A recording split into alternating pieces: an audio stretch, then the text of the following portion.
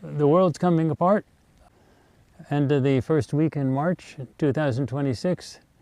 He said, this is an auspicious moment.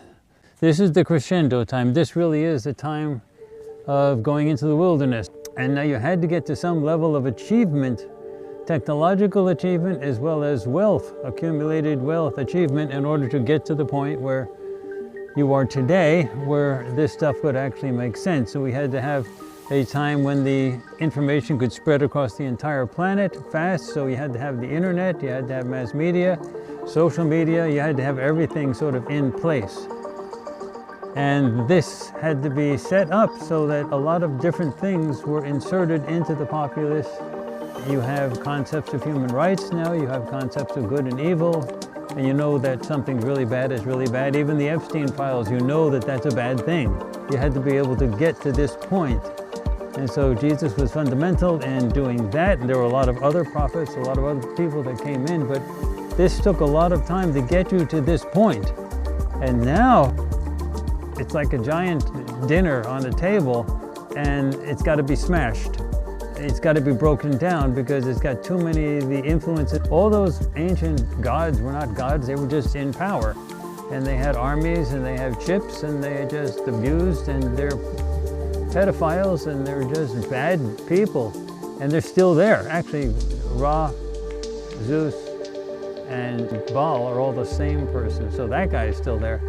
And we're still sorting out the relationship between the reptilians and those guys. So there are a lot of struggles, a lot of polarity, and that polarization is everywhere. Humanity has to calm down. Humanity has to be at peace. This is not a time for being frantic. This is a time for being at peace, calm peace. This is a time when humanity is supposed to understand the nature of its situation, and it cannot understand the nature of its situation if it's panicky. You can't trust anybody. You have to look at yourself, and you have to look at your friends, and you have to look at your neighbors, and you have to look at each other in the face and make contact with each other and talk heart to heart. You have to be. When the world is coming apart, this is not the time for you to panic. This is the time for you to be deep, for you to be calm. Well, you need to survive.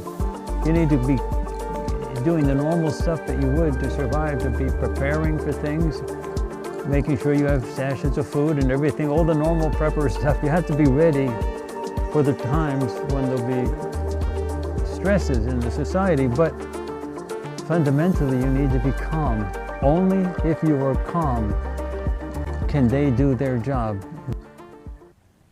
They need you to be calm, to be able to listen, not to be screaming at the top of your lungs. They need to get to you and tell you things.